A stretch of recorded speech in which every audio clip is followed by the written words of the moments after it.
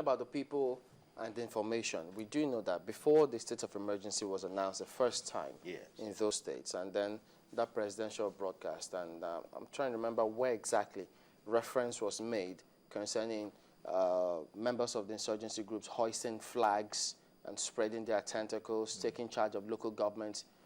In terms of that kind of information now, should we have been told, okay, look, for that to have happened, community would have been aware of so many things, and a lot of things have got to be done if we're to draw that information from members of the community. That's right. Now, we face a challenge. You have people who also have said, part of the challenge they've got is all of those politicians who are making comments that are sort of getting to the men in the front lines who are defending or fighting against insurgency, trying to divide them. How do we go about sorting all of those out? You see, this is a hydra-headed monster. And I think I've also said previously that different people join the fray for different reasons. And when the president addressed us recently, he said that the Boko Haram of 2002-2003 is not the Boko Haram of today. What has happened? A few people put themselves together and they were talking about Western style of education, which has made their leaders acquire so much wealth and not taking care of them, which would have caused their girls to go to school and not respect them. You know, I'm just, pulling together some hypotheses here. And suddenly, somebody buys into them for political reasons. And that over, another person buys into them to seek revenge. Another person says, hey, this is the time to also create confusion. People join the fray for different reasons until this little thing that started then has become a monster, even having international affiliations and dimensions. So you can't fight Boko Haram with just one approach, as it were present. But I still submit to the supremacy of the state. Caesar is stronger than any other element. So anybody can attempt to hoist his flag.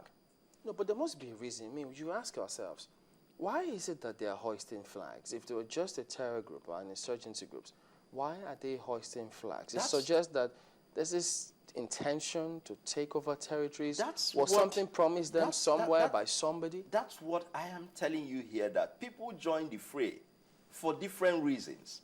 So it also shows that there are people who have bought into this struggle, because that's the way I look at it. There are people who have bought into this criminal insurgency to also propagate that. But could it just be taking it at face value?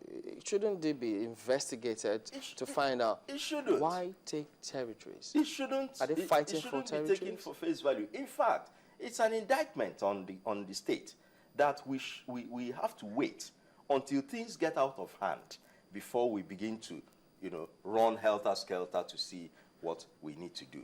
Why did the government, because there has always been a federal government since Nigeria was brought together, why did the federal government wait until the Niger Delta militants crippled the economy of Nigeria before they came in with amnesty? Why did they have to wait until Mossop and all that happened at that magnitude? Why did they have to wait until Ganiyu Adams and his OPC get to that monstrous situation before you begin to bribe them and come with palliative measures? Why should we always wait until your belligerents raise arms on the state and keep you on a weak position where you have to consider negotiating with people who should have been in prison or who should have been rehabilitated?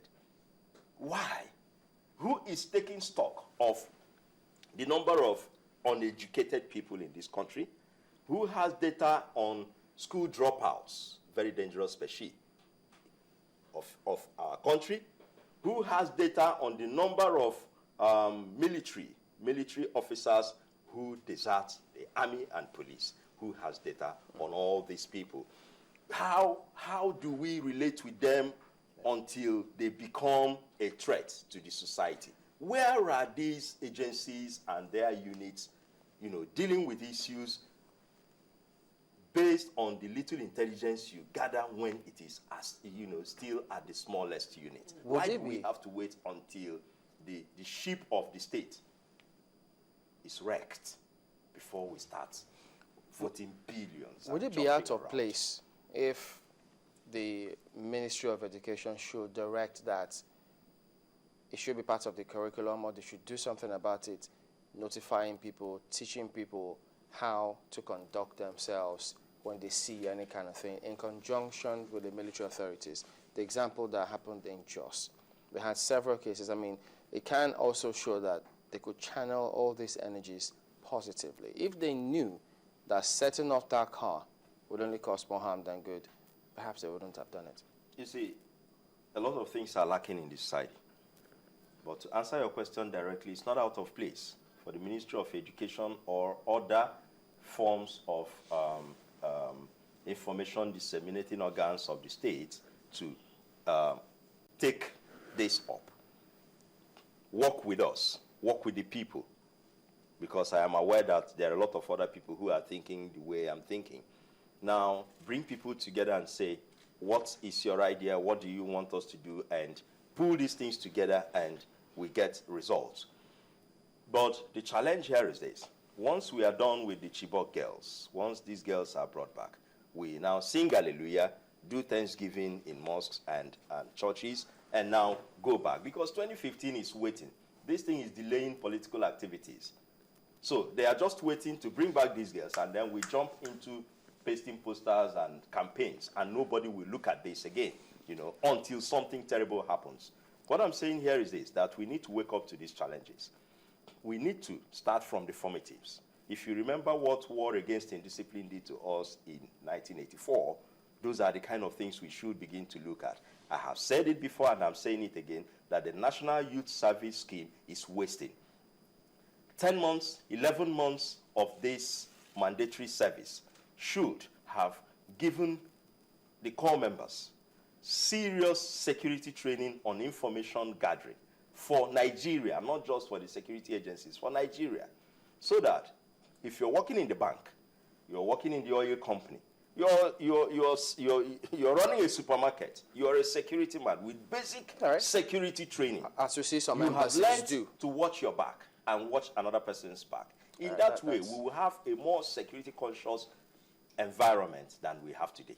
Thank you for coming on, Chigozie Ubani, security consultant, today on Sunrise Daily. We'll return after this break. Please join us again.